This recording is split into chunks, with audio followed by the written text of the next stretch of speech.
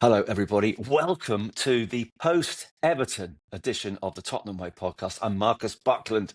I cannot help but smile and feel great because it's been a fantastic end to a really difficult week. Tom Barclay of The Sun is with me. Before I say hello to Tom, I'm going to explain how I watched the game today, which was a little unusual. I saw the first half live, and then I'm going to plug my book here. Some of you may know that I've written Roger Taylor, the former British number one tennis player's book. We had an event this evening, so I had to leave at half time, switched everything off, did not want to get any notifications, etc., etc. Being a Spurs fan, I'm convinced because I did see a couple of phone calls. I'm thinking, he has only called me for one reason. Spurs have blown a 2-0 lead. We've lost this game.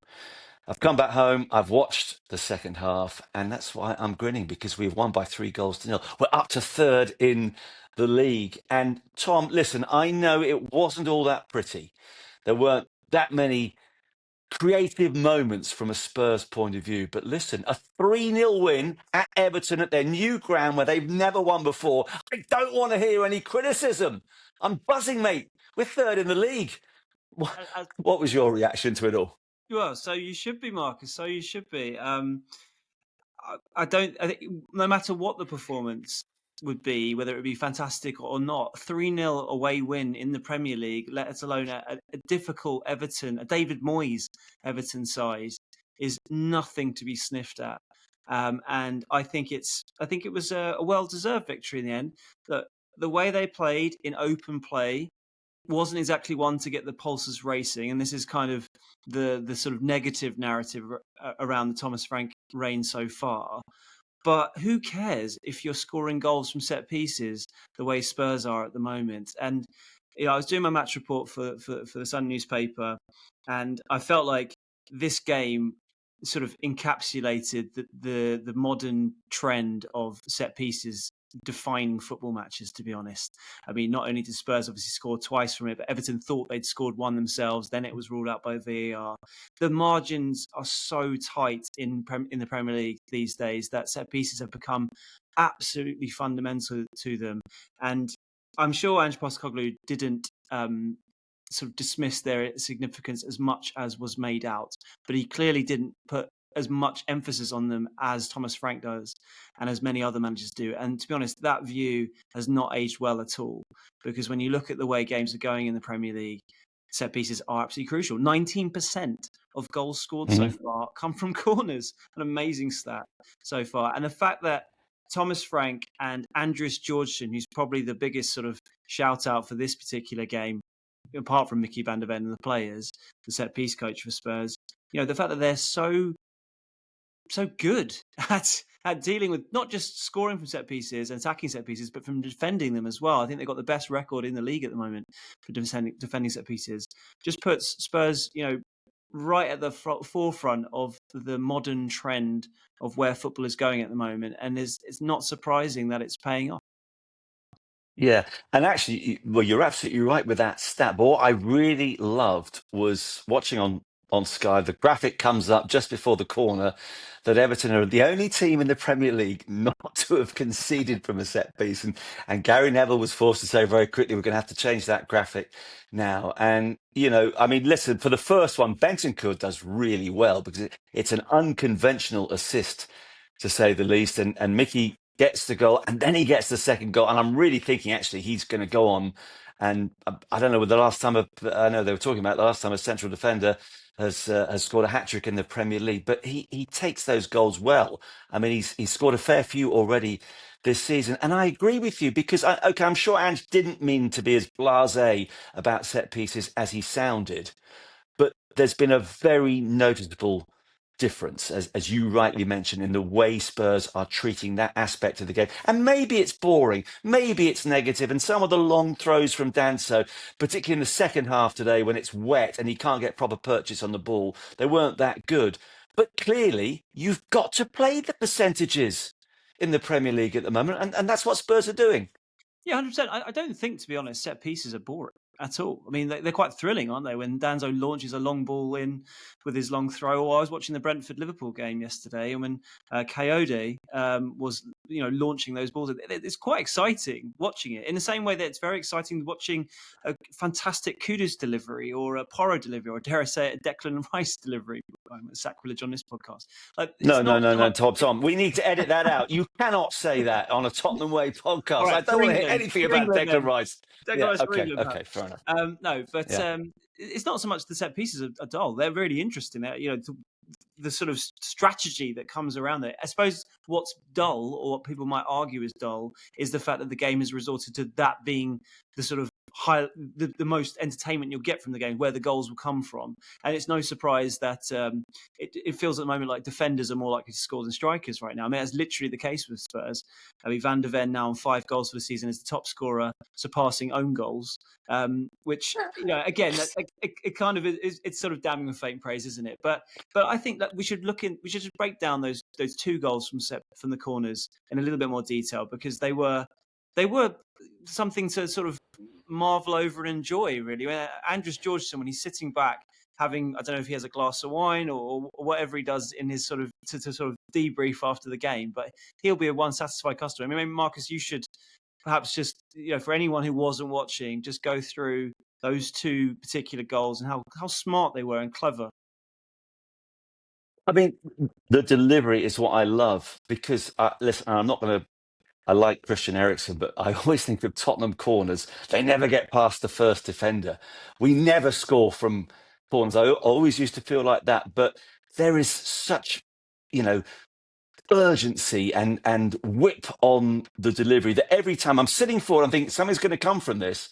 And the first one, obviously, Bentancur very cleverly, for those on YouTube, I'm trying to demonstrate what Bentancur did, and it's very bad, but, he manages to effectively shoulder the ball back across the face of goal, and there is Van de Ven to finish things off. And equally, the second goal, I mean, I got so overexcited, actually, by the time the second goal went in, I can't fully remember the details behind it, but the header from Van de Ven, and you're thinking, oh my God, maybe there's going to be a foul, because we'd had luckily perhaps had a goal from Everton disallowed because of VAR. Was it Johnson maybe who was tangling with the goalkeeper? I don't know, but there was no question. It was really effective training ground preparation, working to a T. For sure. Let me talk you through that second one. So it's all Van de Ven, basically, apart from Porro's delivery, which is absolutely on the money. I thought Kudus' delivery for the first goal was fantastic, but Porro's as an in-swinger is even better. But basically, Van de Ven is kind of...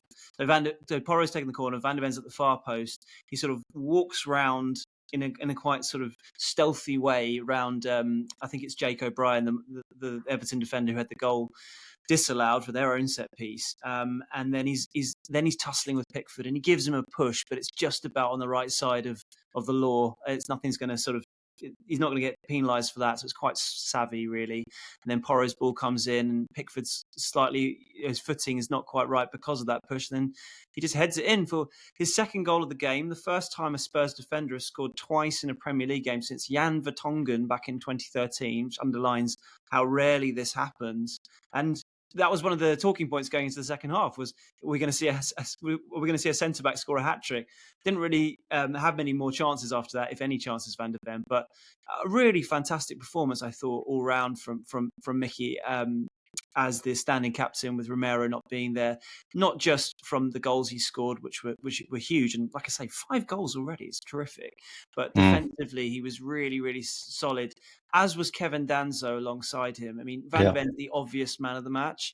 But in terms of, I say unsung hero, I feel like everyone's been talking about Kevin Danso after the game, so he's not that unsung. But I thought he was really committed. Yes, he had the long throw as well, but he was so committed, so I guess committed is just the word. The whole Tottenham's display, isn't it? And to be honest, Tottenham's displays all season, it's the commitment and the desire and the organisation that's been probably their biggest strengths, along with the sort of technical aspects such as set pieces. But I thought Kevin Danso and Micky Van de Ven absolutely epitomised that today. I would agree with you. Obviously, the Van de Ven goals are what we're going to remember more than anything else. But some of his anticipation, his reading of situations, the way he was clearing balls. There was that one awkward moment when he sliced one across the face of goal. But aside from that, he was nigh on perfect. And I turned around to my son Jago, who I was watching the game with in the first half, and I said, I honestly think he's at the moment right up there, certainly in the Premier League and indeed in Europe. And I know for his country, he tends to play at left back, not central defence. I just think he's fantastic. And Danso has come in quite superbly in the absence of Romero. And I thought Porro had a really poor game in Monaco at the week. I thought all aspects of his performance were disappointing. But listen, that guy never misses a minute. And you're quite right with his delivery for the second goal. He had the very tough job of having to deal with Jack Grealish throughout the course of or most of the 90 minutes today. I thought he was really good, and I also thought Jed Spence, by the way. And I know a lot of people they kind of, and I'm surprised by this, Tom, because he's been an absolute revelation, whether he's playing at right back or left back, and he's now establishing himself in the England team. I still feel, and maybe there's some justification to this. Well, there is justification. If you've got a fully fit Jed Spence and a fully fit Destiny Udogie, who do you go with?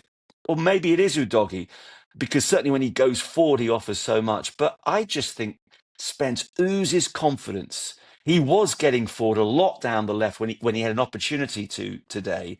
I just love his composure. And behind them, we've got to mention Vicario, who's had probably the best week of his career at Tottenham. He was magnificent in the Champions League. And he's made two world-class saves today. I mean, one of them, it was Gordon Banks-esque.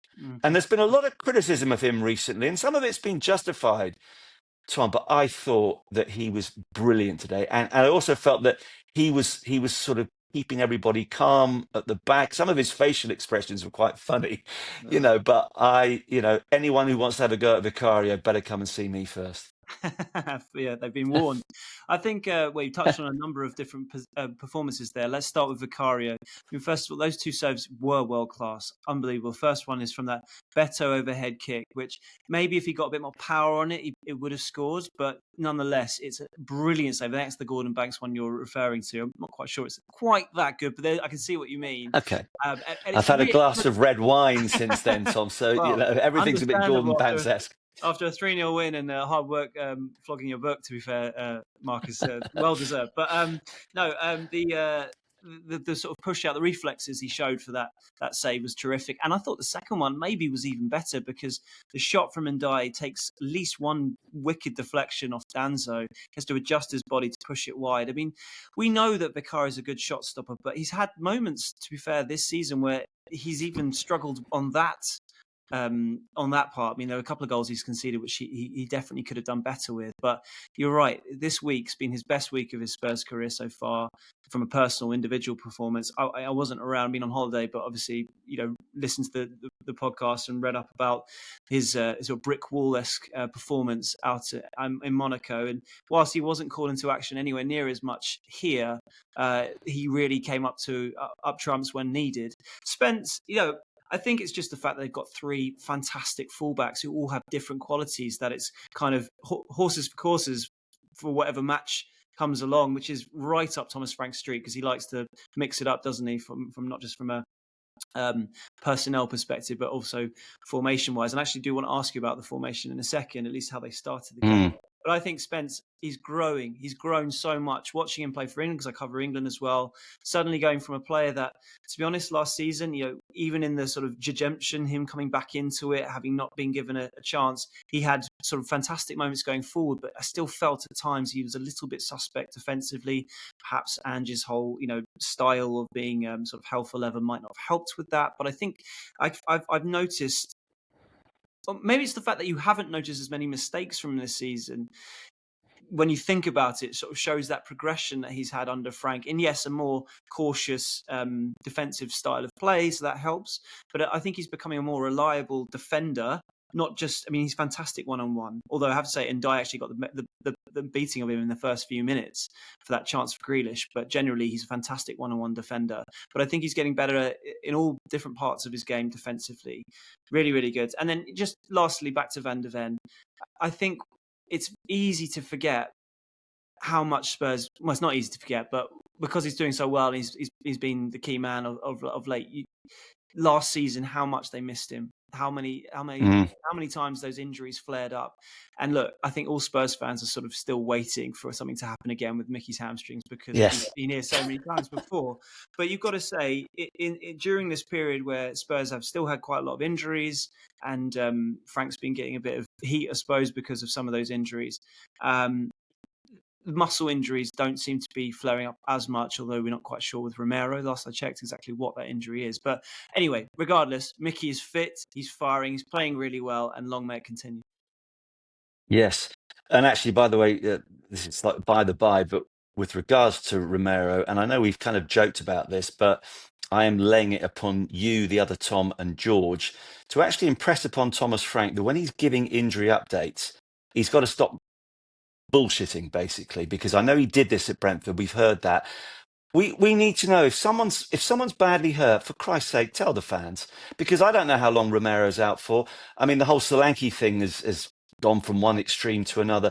I'd like, and I'm a big fan of Thomas Frank, but be as honest as you can be, Thomas, please, about the injury situation. Let us all know where we are with certain players. And one question I just want to ask you as well, going back to Vicario just for a moment. Obviously, we've gone 1-0 up, then it looks as though Everton have equalised. There's a very, very lengthy VAR. First, they're looking at interference on the goalkeeper. Then they're looking at a possible offside as well. Do you think Spurs got away with one there? No, I think it was the right decision in the end. I think we were all a bit confused trying to work out what the rules are and how it's basically referee's interpretation. But my understanding of it at least, anyway, when you watched it back, Ndai and Grealish really are in offside positions, and they are sort of causing a bit of a nuisance to Vicario and putting him off, aren't they? So when the header goes in, whether he would have saved it or not, Everton fans will definitely argue. But I don't think he was. I think he was hampered by those two being there. So personally, I felt like they got to the right one in the end. But I suppose if it had happened to Spurs, you'd probably be spitting feathers. But Well, then having it said will. that, David Moyes afterwards said it was the right call, and he was very Yeah. magnanimous about it all in the end. Just back to your point about Frank and injuries. I mean, it's still early days of him being the manager here and us doing press conferences. But I've already got a feeling that I'd be surprised if that changed. He doesn't want to give anything away. We're having to pin him down on specifics when we're doing the press conferences. If you say some managers, you go, can be a team news update, try and use one question, because we only get a certain amount of questions, just it's a bit of inside baseball, I suppose, but to give fans an idea of how it works with press conferences, we only get 2 or 3 questions each, depending on how busy the press conference is. And whilst, finding out the team news is a crucial element, you don't really want to be taking up too many of those questions, trying to get it out of Thomas. But if you do just say, can you give us the team news? He won't. You have to really sort of wrench it out of him. And then if you try and get him to elaborate, he seems to be really loath to do that. I don't know exactly why. I suppose it's to try and not give the opposition the upper hand, but you've already articulated perfectly. It's not help. It doesn't really help the fans. The fans want to know. So No. I suppose what I'll say is, if I'm in this situation in the future, which I'm sure will happen, where I feel like he's not being very forthcoming, I will probably try and use that as my argument as to why he should elaborate more, but don't expect him Yes. to sort of acquiesce to it, to be honest. Well, but I'm going to break. We all use these expressions, but we don't want to start doubting Thomas, and he needs to be honest. Because, I mean, you guys are the mouthpiece for all of us fans. And I understand to a degree he doesn't want to give everything away, but it doesn't really affect the opposition or the game if he says, well, Romero, let's be honest, he's going to be out for another couple of weeks, probably. But don't sort of, Solanke, nothing serious here. Well, he hasn't bloody played all season. So I understand he doesn't want to give it all away, but I think he has to show a little bit of respect to the supporters, because it means a lot to all of us to have a rough idea of when we can expect people back. So I hope you'll fight that fight on behalf of all of us. Now, you actually, and this is what intrigued me in the first half in particular, when you're watching on television, it's not always easy, but you mentioned the formation. And the thing that really struck me in the first 10 or 15 minutes was where both Johnson and Kudus were playing. We expected Johnson to come back into the team, but I mean, I still don't know, because I had to rush up at halftime. I've not seen any analysis. Hmm. I'm intrigued. What was your take on what that Tottenham formation was and the way it sort of it obviously it gelled and then it changed a little bit in the second half and the substitutions were made, etc., etc. But the way that Kudus and Johnson were playing first half in particular was intriguing to me. Yeah, it took me a while to work it out. If I have worked it out, I mean, I guess you'll be the judge, and the listeners and viewers might be the judge if they think I've got it wrong. But it actually reminded me a bit of how he played with Brentford. So when I was looking into how he played at Brentford when he was taking the Spurs job, he would often play a sort of 4-2-3-1 in possession and 4-4-2 out of possession. I'm not saying it was specifically 4-2-3-1 in possession, but it seemed to be a 4-4-2 when they didn't have the ball, and it was sort of Kudus and Muani, who we'll come on to in a minute, as the sort of two up front. Kudus just off him, and Johnson and Simons playing out wide, but quite sort of defensively wide. And when they had the ball, Kudus would come in more into the number 10, but then so would Xavi Simons. It was almost with a sort of two number 10s there, and then the back four. For a minute, I was almost wondering, was there a back three going on? Was Spence playing wing back? No, I think it was a back four, but Spence was so wide, he was hugging the touchline. Oro was tucking in. So that's kind of as far as I can see it. Those sort of two different ways of playing to try to get Brennan Johnson into this team. I don't think the experiment so much has worked out wide left when he's played there. I mean, he actually scored a few goals, but the fact that Frank hasn't really gone back to it much kind of suggests that he's not completely convinced, nor are any other fans really. You can't take Kudus out of the team unless you want to rest him because you think he might be playing too much. I know that you guys talked about how maybe you thought he might get rested for this game because he's been playing so much. Thought he was quite good today, Kudus. But he obviously decided not to do that, so he mixed it up by playing both of them, but even then there was a bit of interchanging, as I guess you imagine there would be if they're both in those positions because they can both play wide right. So it was quite a fluid system, and for the tactical enthusiasts out there, they must have found it quite an intriguing Yes. setup. No, and I did, and the problem is when you're watching on television, you don't always get the bigger picture, and there were some distractions going on. So I am intrigued. I'm not an expert when it comes to tactics. I love the fact that Frank's got all sorts of options. The bottom line is that it worked, and yeah, I did think Kudos was going to get rested today because Frank said after the Monaco game maybe he was not quite as effective on Wednesday night because he's played almost every minute. And, I think both George and I, in that post-pod reaction, being Spurs fans who want silverware, almost feel as though the game at Newcastle next Wednesday is more important than the one we've just played today. But hey, now that we've won 3-0 today, the manager's done a great job. So it's intriguing to watch. And, I love the fact that he's got lots of variation and, hopefully it's going to bring out the best in all of the players. We're going to take a quick break. When we come back, Tom, I am going to ask you about the X-Man. And rarely have I seen a player look more upset, almost about to burst into tears, as Xavi Simons when he was substituted today. Back in a moment. So, Tom, Xavi starts. We know he has yet to produce the form that we're all really desperately hoping we're going to see sooner rather than later. I thought he looked really emotionally distressed when he was substituted after an hour today. What did you make of his performance?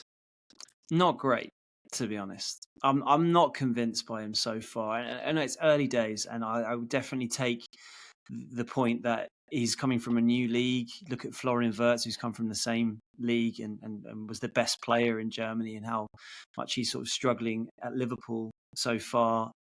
And also there's a similarity there because there's a whole bunch of new players that have come to Tottenham, not as many as Liverpool, but they're sort of changing around the system quite a lot. So maybe that's not a bad sort of comparison, but I'm still yet to see really anything so far in his Spurs career, in his short Spurs career, that has highlighted just what a good player people hope he will be. I think in his first game, was it his first game West Ham? I'm not sure if it was his first start. It's where the only game he's got. I think The only so. game he's got an assist in so far, which came from that corner, which I think was it Van der Ven who actually scored it. what I liked in that Yeah. game, I suppose, about him was he had a bit of composure on the ball. He didn't seem to be rushed into things and quite calm. And I think that was a fitting, and a good quality that was needed in this Tottenham midfield. And I really sincerely hope that he can show that on a regular basis once he's comfortable. But even in that game, there were a few sort of careless passes that you could sort of explain away in his first couple of performances. There was a couple of moments today, I thought. There was one moment when, to be honest, Muani's only like really exciting moment where that little flick around the corner and it went to Simons and he was suddenly, they're attacking in a good position, just needed to give it to Spence. And Spence would have been in for a good pass and it would have been a good attack. And he just got the pass hopelessly wrong. And again, it's just a one-off moment. It's not something that you can sort of absolutely batter him for as if this is going to happen again and again. But I just, there's been a few times now. I suppose I am kind of not battering him, but I'm come on, Xavi. It's time to show a bit more sort of care on the ball. Show what you can do. I don't think it helps that he's often playing out left, and number 10 is obviously his favourite position, but he's not really, to my mind, sort of justifying having him play there and only him there at the moment through his performances. So I hope he improves, and I'm sure the more he adapts to the league, the team, which is, as Frank has been at pains to express on a regular basis, how he's had multiple new players. Yes, Kudus is new, even though he's playing really, really well, but he's obviously adapted to the Premier League. Up front, we've had this is the third different striker we've had this season, and they haven't even had the main man yet, Solanke, really, on a regular basis, apart from in a few appearances at the start of the season. So it doesn't help, but I can't say that I was bowled over by his performance either. If anything, I was disappointed. I feel as though he's trying too hard, which is perfectly understandable. I think that the whole pace, the physicality of the Premier League is, of course, coming as a surprise to him, and that's not necessarily a criticism. It was a particularly horrible day today. It's raining, and I'm not going to make excuses for multi-million-pound footballers, but conditions weren't ideal.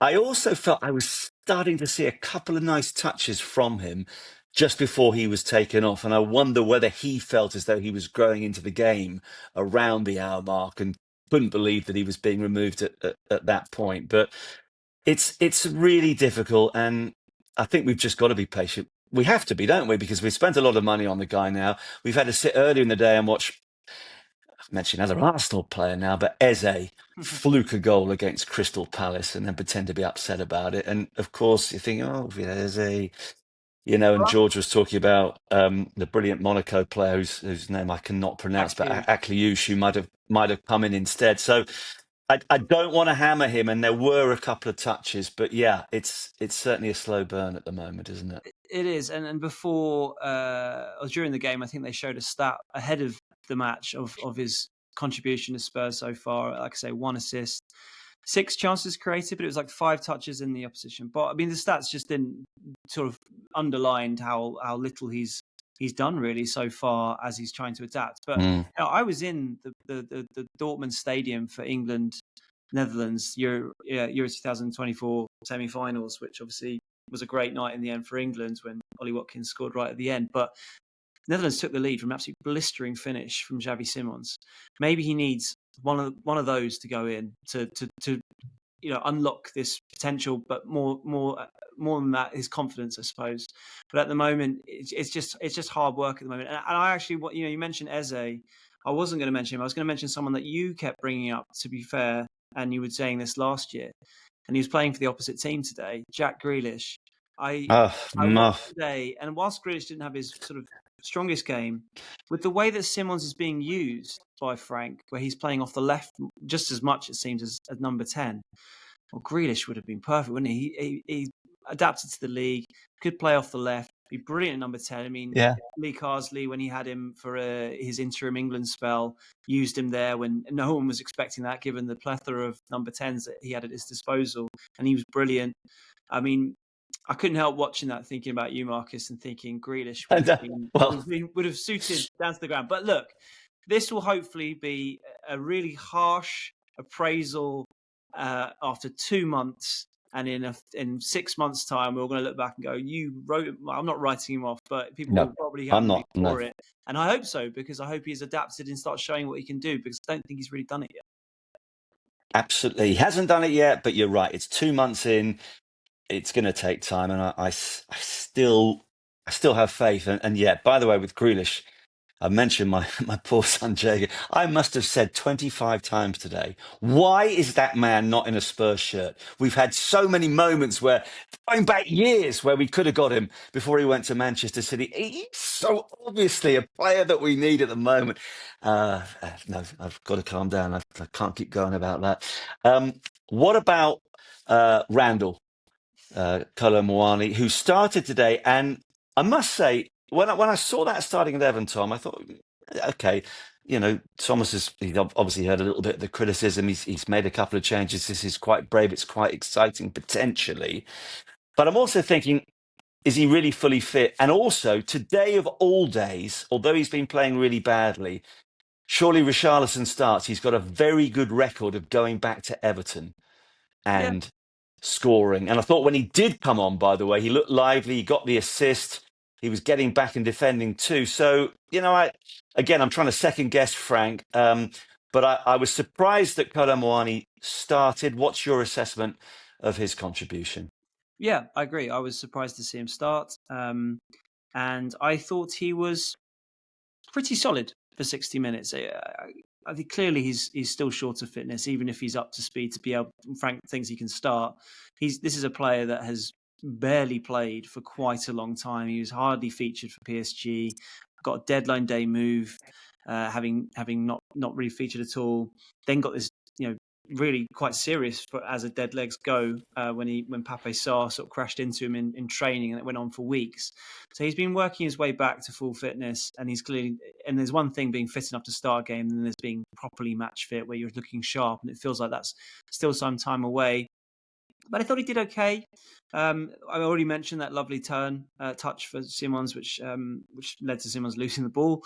But from Muani's perspective, that was really sort of neat play, and something that's been lacking, I think, from Tottenham up front so far. He seemed to put himself about a bit. He had a bit of pace, but it's hard to sort of draw too many conclusions on that hour. What I will say, from again sort of defending Frank really from his critics over the style of play, it's kind of the same argument about Xavi Simons' struggles so far, and the lack of sort of personnel either available or where they really want to be with their game. I mean, up front, he's had 3 different players now play. I'm not including Solanke, who's clearly his first choice. Remember when the first interview that Frank gave to the club media when he took over, he name-checked 2 players in that interview. I mean, maybe there were more, but he mentioned Solanke and he mentioned Bentancur as well. But Solanke specifically, how much he was going to get a lot of goals out of him, and he hasn't had him available or anywhere near fit enough when he has been available. So the fact that he's digging out these wins, and 3-0 away to Everton, it cannot get any better from a scoreline, really. I mean, what you can expect. Yeah.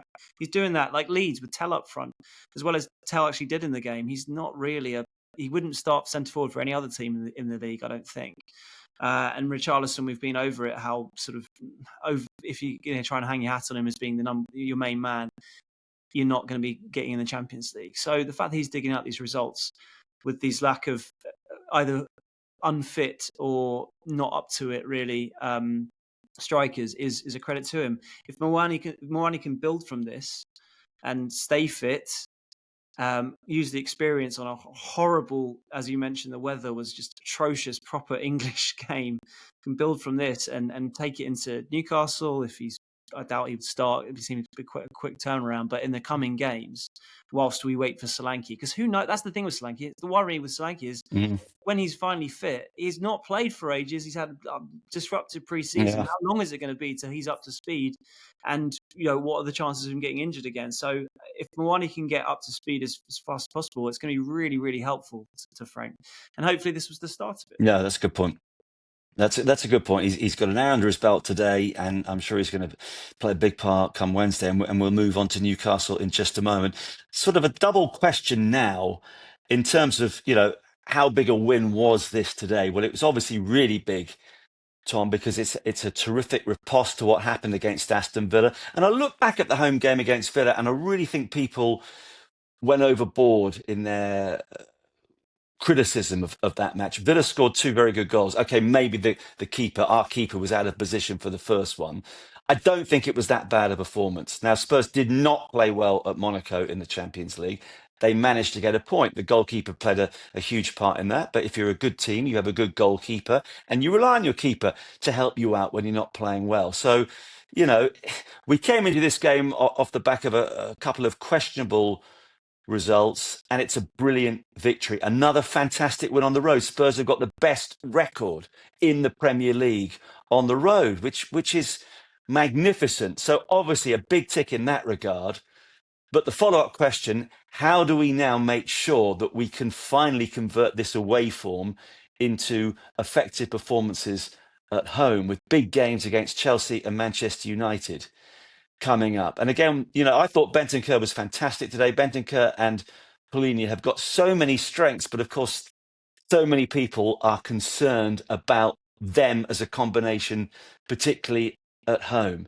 So how is Frank going to solve this conundrum? What do you think he should do against Chelsea next weekend? Well, first thing I'll say is those who are sort of decrying Bentancur and Paulinho, I think they're going to be disappointed because he seems to be pretty wedded to that fulcrum in front of the back four. I think he likes the tactical discipline and ability that both possess. I think he thinks they're quite crucial. He talked about how fantastic they were. He singled those two out for praise today, and he's obviously just played them, regularly. So I think if you're hoping that he'll sort of deviate from those two, I don't think he's going to do it very often, particularly when it comes to big games like Chelsea. I think that it's very likely that they will play together. So I think it's more about the players ahead of them, improving and using that base that those two provide, and that sort of defensive backup that they provide to their advantage, and then starting to create more. But how does he convert the away forms to the home form? I mean, he was asked about this afterwards, wasn't he? And he basically said we need to keep adding layers. Adding layers is this phrase that he uses, which is quite a vague term, but you know what he means. Like, as the games go on, as we get used to each other, the more we train together, hopefully things will start clicking. I still think there's sort of not loads of evidence on recent games to suggest that that's going to, they're going to suddenly be a really, barnstorming side in any game. Even today when in the open play they were quite sort of ponderous at times, like they were safe, and I think that's just kind of part of Thomas Frank's makeup. But when you look at how his Brentford side played when they were at their best, they were exciting. Yes, they were quite direct, but in a really sort of smart way. They got the ball out wide. They got it to the attacking front players, and Mbumu, Tony, Watkins, whoever players they had over the years. They got into them quickly, and they had that pace in behind.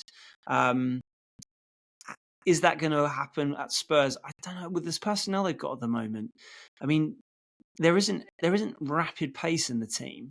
That's why maybe he tried to get Johnson back into it, but he didn't really use it to their advantage today, albeit they won. So no, there are no criticisms there. But in terms of trying to sort of blow teams away at home, I don't know. I think you might have to do it a different way with these players, and that's perhaps why the focus shifts even more onto Xavi Simons and his performance, because in theory, and I'm still yet to see this, which is kind of what I alluded to earlier, but in theory, he's the one who can unlock all of this, along with Kudus, who has shown he can do it already.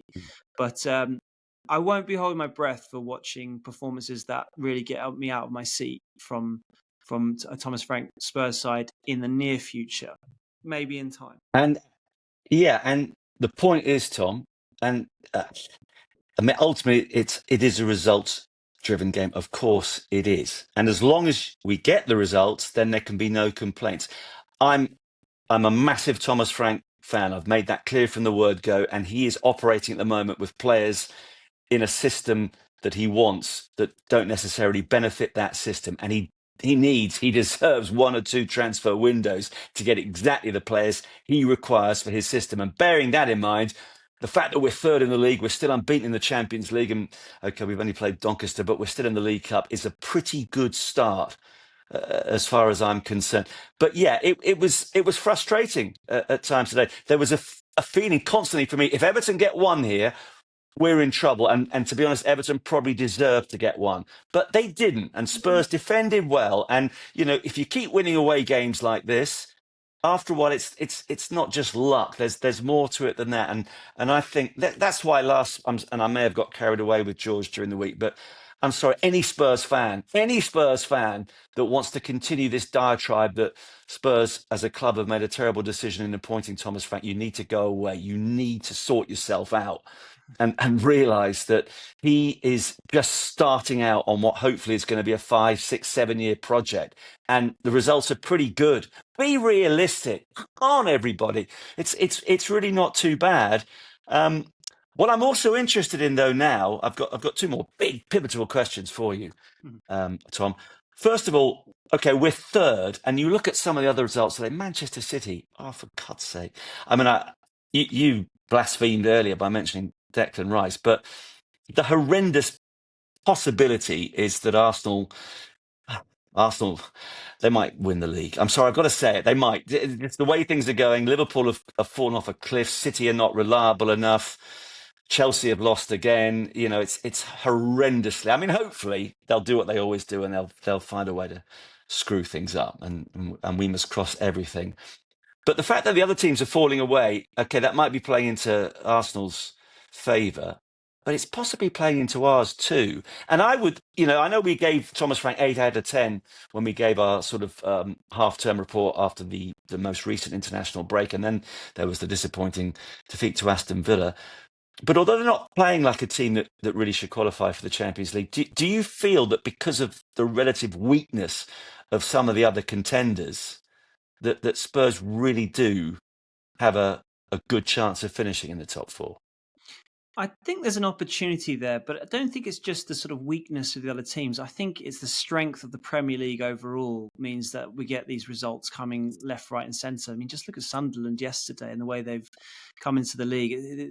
All three promoted teams have completely bucked the trend of the recent years, where the teams have gone up, gone straight back down. But you know, look at Villa at the start of the season. They looked ponderous. They struggled. They couldn't score a goal. Now they've got 4 or 5 wins in a row, and they've got quality players. Morgan Rogers might start for England at the World Cup. He might. He's playing so well under Thomas Tuchel.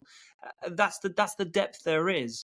So, but because of that, if a team can come forward and show consistency, and I do think Spurs' sort of ceiling compared to obviously Arsenal, Liverpool, Man City, but even maybe like a Man United, if it could finally click, given they've got no Europe and the attacking players at their disposal. Maybe not Man United, but right. But those are the 3 teams that I mentioned, and Chelsea, to be honest, is not as high as that with the talent they have at their disposal. But they've got a manager who, yes, the thrill factor might not be massive at the moment, but they're so organised and disciplined, and he's quite a shrewd operator in terms of mixing it up for each game tactically, shuffling his pack from a personnel perspective, that if he can, you know, calm it down and not have the kind of up and down results that some of these other teams are having, then there is a chance there. But having even said that, they drew at home to Wolves, they lost at home to Aston Villa. There's no guarantee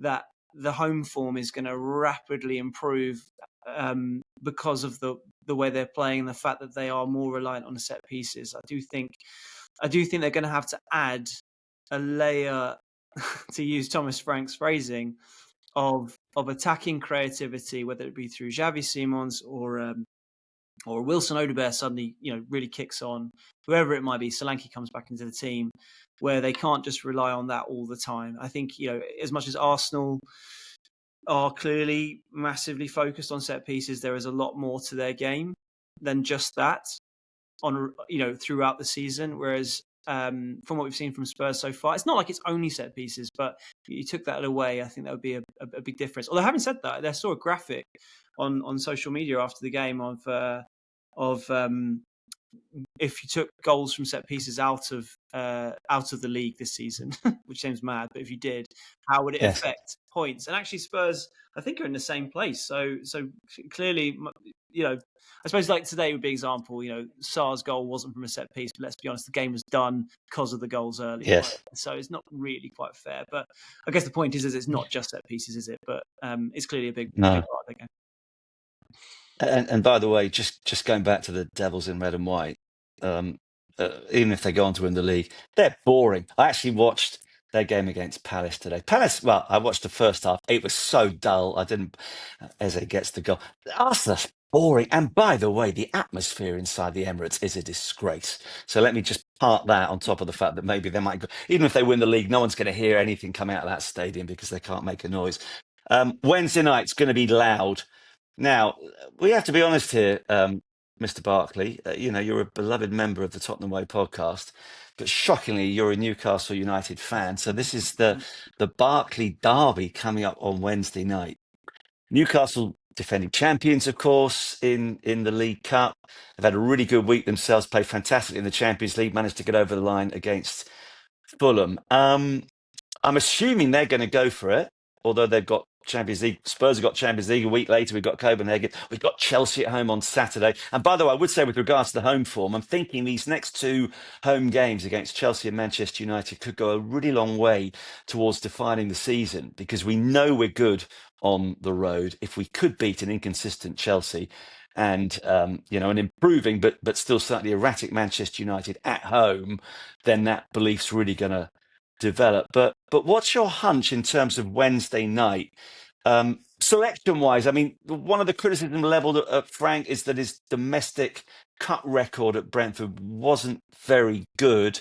He knows Chelsea's round the corner. He knows the Champions League's round the corner again. What sort of starting 11 do you think he will go for at St James's Park? Well, I'd like to see Pape Sarr get a game, because he's been left in this slightly curious position now because of the emergence of Paulinho and Bentancur as Frank's favoured sort of double pivot. Means that there's only really one spot left in the midfield, and that's for a number 10, of which I think he wants Xavi Simons to be that. Spend 51.9 million on a new number 10 and not play him there. Eventually, he might mix it up from time to time. And then when he's not playing, there's obviously Lucas Bergvall. So suddenly, Sarr has gone from being the man of pre-season. I know pre-season's doesn't matter as much compared to the real matches, but he was very impressive in those games, and I actually thought he started the season well as well. And now he's struggling to get in. So I hope he plays, but then Bergvall probably plays. So does that suddenly mean the Paulinho Bentancur pivot gets broken up for what is actually a really difficult game up at Newcastle? Even that's a difficult selection headache. Udogie, I can't remember what they said about his how quickly he'll be back, but I think he's out, isn't he? Tom, it doesn't matter. It doesn't matter what they've said about him, as we've discussed earlier. Oh, he could be back in a week. That means we'll see him the season after next. So who knows? Yes, indeed. Or maybe we'll see Archie Gray filling in a fullback again, which I know wasn't really the plan, but is maybe the way it's going with the sort of personnel with injuries. I just don't see there's that much cause for changing too many things. Maybe Odebear comes in wide left again. I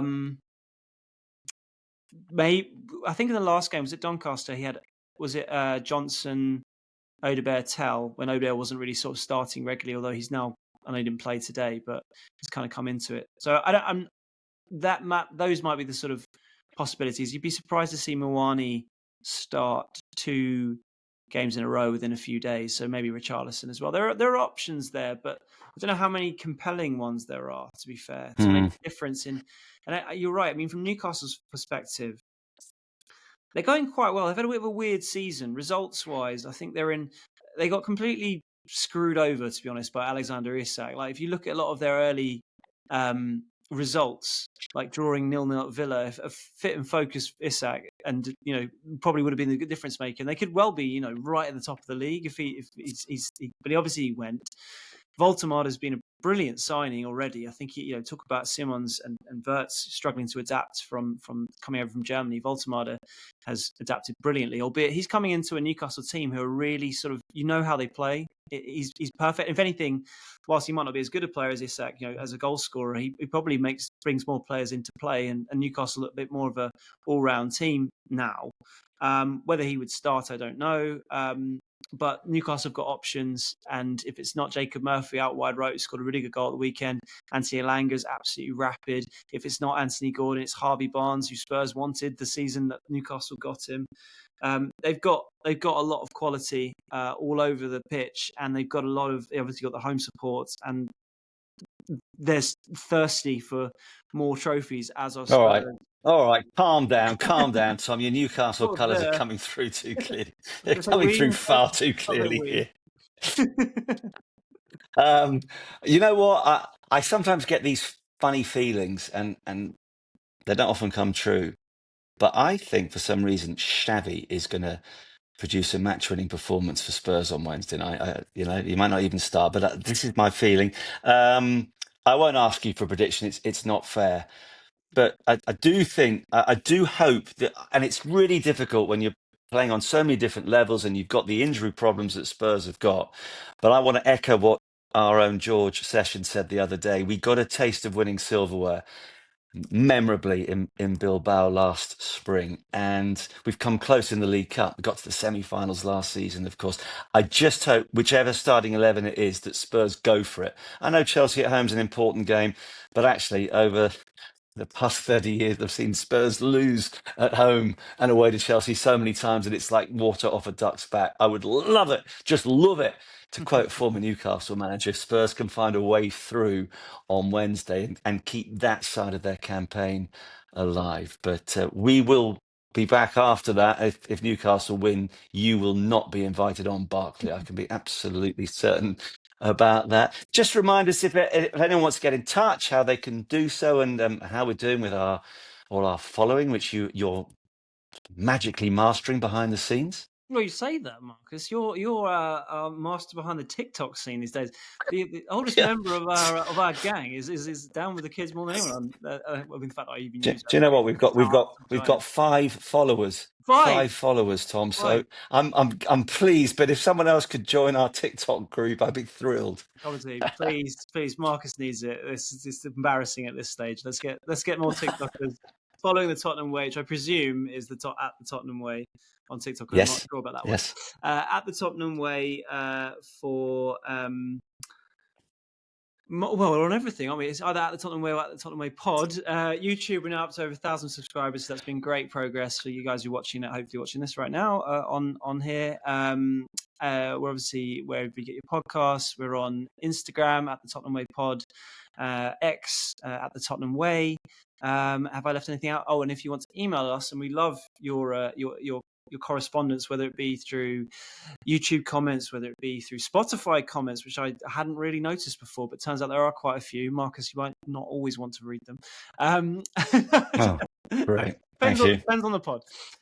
Not a lot of love during the Ange Postecoglou era, put it that way, Marcus. Sometimes for on Spotify. Listen, mate, that's stop. Don't go down that road. That's only going to make it worse. No, don't go down that road. Sorry, all my Australian haters. But anyway, Gmail at the Tottenham Way Pod. Sorry, the Tottenham Way Pod at gmail.com, if I get it right.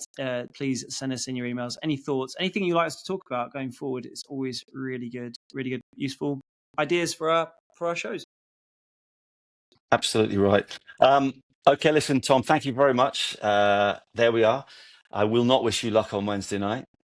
Come on, it's another opportunity to get a step closer towards Wembley. But today, Spurs have climbed to 3rd in the Premier League, just a week on from the frustrations of Aston Villa and then the goalless draw at Monaco. Suddenly, life is so sweet again. Micky van der Ven, you're a superstar.